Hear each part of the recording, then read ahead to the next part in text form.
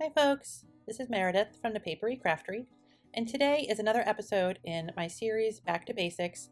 We're going to be making some quilling paper scrolls and some quilling paper swirls today. We're going to be using a few different widths of paper to demonstrate, so I have my standard 1/8 inch in the blue there, and then some wider and some thinner as well. You are going to need a needle tool for both the scrolls and the swirls. That's just definitely a necessity for this project. If you have a tool that has both, that's always a money saver. They have a slotted tool on one side and a needle tool on the other. For glue, I'm just using Elmer's Glue All in my needle nose container. You definitely probably want to grab one of those for the swirls, especially. That little nozzle is going to come in real handy. We're going to start though with the scrolls. Sometimes it's hard to keep those two names separate in my brain. We're going to start with the scrolls. And scrolls are pretty much just rolled up paper with a little bit of a tail on the end. So it's not like full coils where we wrap an entire piece of quilling paper around our tool. You just want to wrap a little bit of it. So like I said, you want to use a needle tool because you don't really want that crimp in the center. If you're not really great with needle tools, I do have a video talking in a lot of detail about exactly how to use it, how to hold it, how to wrap your paper around it.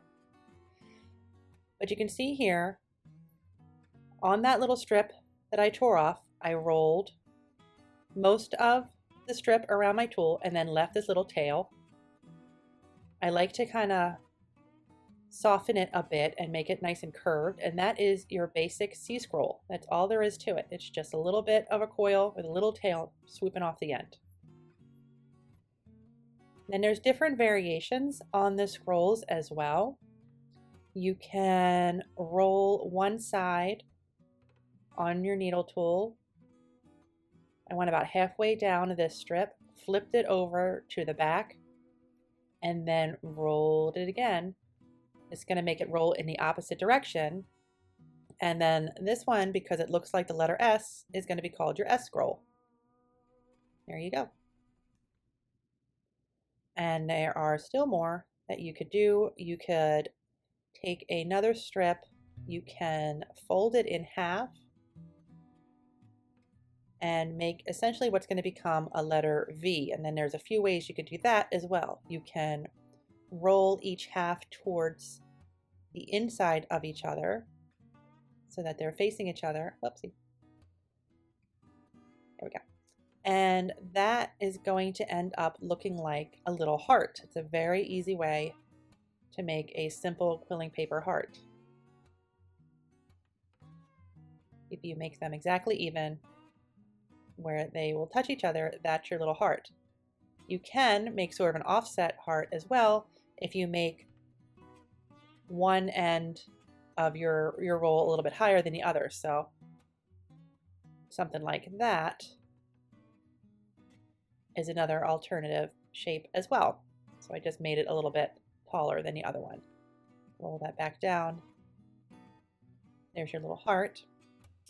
And then you could also, similarly to that heart we just made, fold it in half again. And instead of rolling your strips to the inside, now you can roll them to the outside. And that's really going to look like a letter V. So there's one side, and then there's the other side. You could do one in and one out if you want to. There's all kinds of different ways you can do this. They can also have one that's higher than the other, one that's lower. There's a lot of variation to the scrolls, but again, the idea is that you have a coil and then a little bit extra bit as well. Like I said, if you aren't 100% familiar with the needle tool, I will link that other video in the description box for this one. I didn't want to give too much information about using the needle tool here as well, since we already have that other video to reference too. But you're definitely going to want to grab a needle tool for this part. Now with this series, I've been demonstrating the shapes and the rolls and then showing some previous projects that I've done where you can use those same ideas. So here is a heart that I made with flowers and vines, and all the vines are just different shape scrolls. In that video, I do talk about how to make the flowers as well. So don't worry about being confused on that part. I lay it all out for you. And here is one of the examples from my monogram video. All of those little blue bits in that letter L were all scrolls as well. So even without adding a lot of other things to the scrolls, you can make some really cute designs.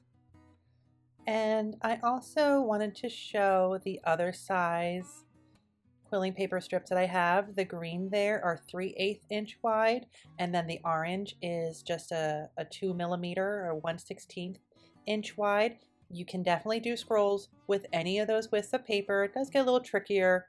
If you go bigger, you go smaller. You just have to make sure you're rolling them nice and evenly, but definitely doable. So if you have different paper available to you, go ahead and practice with those other sizes as well. Now we're going to move on to the swirls. And swirls in quilling paper are one of those things where if you're a beginner, you might be looking at it being like, wow, I have no idea how they did that. And it looks really tricky. And I promise you, it is a lot easier than you think it is. So what you want to do with your swirls is you're going to take whatever paper you like. I'm using 3 different colors of blue here. I tore off a few inches. They're all about even.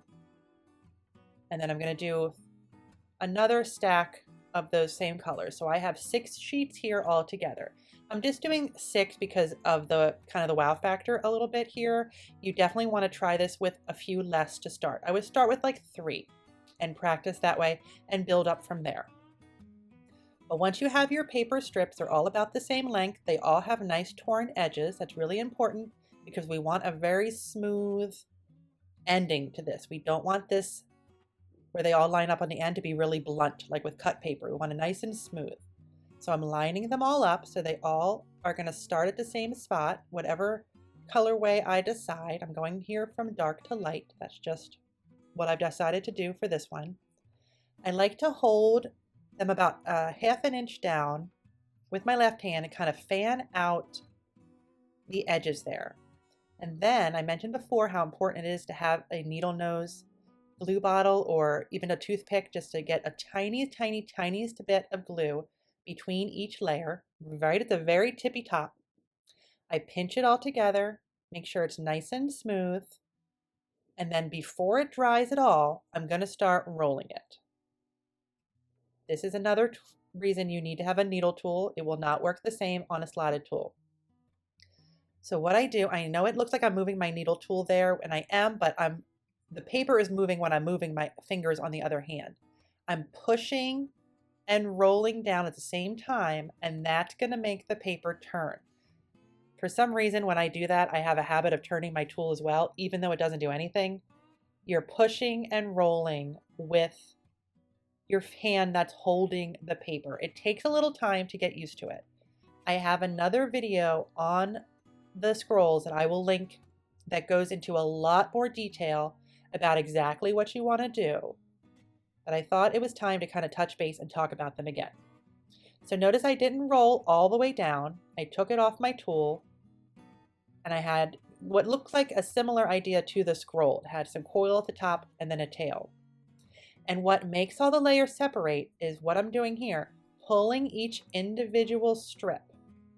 I hold it with one hand on the side, and then I pull the strips one by one till it opens up and gets the definition between each layer that I'm looking for. Then it's just a matter of finishing out your swirl. Notice I'm still holding it from the side. I'm not pinching my eye at all. I'm just holding it from the side. None of those layers are going anywhere. I have not glued this part yet at all. I like to just cut off a little bit longer towards the end. And then I just tuck my needle nose bottle back in all those layers, put a little bit of glue between everybody, and then I just run my fingers all the way down the tops and the sides to make it nice and smooth. So again, I roll it on my tool, I held it by the sides while I separated the layers, and then I finished it off by making it nice and pointy by cutting graduated layers down that tail. Again, more information will be on that other swirl video. I didn't want to make this video, a half hour long and repeat all of that information. So if you do have any questions, that might be in that video. But as always, leave a comment and I'll answer them as well as I can. I did want to show one variation on the swirl, and this is like an S swirl. I started off the same way on my needle tool. I rolled it up a bit. I did end up taking it off my needle tool to roll a little bit more by hand. That's always an option if you feel like it's getting kind of out of control on your tool. This time, instead of letting the layers open up, I'm going to first cut straight across on all the layers of the tail, all the way straight across. I'm going to flip it around to the back, and now I'm going to roll this side on my needle tool. Same way that we did the rest of the rolls on the swirl, using my thumb and my pointer finger to push and roll around the tool, and that motion actually is going to give you layers in that top part as it's rolling on the bottom. These layers are a little bit closer together, but it gives you the general idea of how that will happen. I use this shape a lot when I'm making swirls. I actually use swirls a lot. So in a second here, when we show the examples, I found a lot of examples for how I use these. So just like before with the scrolls, I made some swirls in the wider paper as well and in the more narrow paper. I will say a little trickier for both. So bear that in mind. Did get a little bit harder. So for examples, I have an acorn that is using a lot of swirls. I have this pumpkin here. I actually didn't make this ever in a video. This was an old blog post that I made a long time ago. It has that free template there. I will link that to my website. It's not going to be a video, but it does use a lot of swirls. Some pumpkins I just made a few weeks ago. They have little greenery on the side that is made from swirls. What else? I also have these clouds. I really like this project. I think it was really different and fun, and it was a fun way to play with different colors of quilling paper. So here's a couple of different shaped clouds. If you're making some nice sceneries, that will come in handy. Here's little kind of a sunset type colors in the clouds, and then sort of more of a wispy, thin little cloud options instead of the storm cloud. Some people said they look like waves as well. So if you're doing a water project, that might come in handy. This was a quick project I did a while back, but the very center of these folk art kind of applique looking flowers, those were swirls. I also have these ice cream cones, which was really a fun one to make up. The ice cream on those obviously is made from swirls, and I added some sprinkles, and this one has chocolate chips, and the bottom is made from paper that's been woven on a quilling comb. So if you like to pull out that tool, that could be fun as well. I also have some really cute hearts that I could not find the samples of because I made them a long time ago, but they're a great project for practicing the swirl. So I will link that as well because I know Valentine's Day is coming up in a little bit, and it's always a popular craft to make. So I also found a few examples of where I used both scrolls and swirls in my projects. One is the seahorse. The example I made in the video, and it has the template, is much bigger than this one, but it does use both the swirl and the scroll. Same thing with the spider web I made a couple of weeks ago. You can see the swirls at the bottom there, and then there's a bunch of scrolls filling in some spaces. Similar idea with the heart hot air balloon here. Scrolls and swirls kind of filling in negative space to make an image. I have the template for that in that video as well. So all of these will also get linked, just like the rest of the projects, where you can kind of play with everything that we talked about today. I know there may be some questions about everything I went over today. So of course, as always, leave those in the comment section and I'll get back to them as soon as I can. I will leave links to all the projects I showed today. I will leave links to the video on using a needle tool. I will leave a link to the other video on making those swirls, so you can check those out if you need to. And I will also leave a link to my Buy Me a Coffee page where you can check out some quilling extras and also give a little bit more support to the channel, which always helps it grow. And I always greatly appreciate that. In the meantime, don't forget to like and subscribe so you can be around for my next video, and I'll see you then. Thanks for watching. Bye-bye.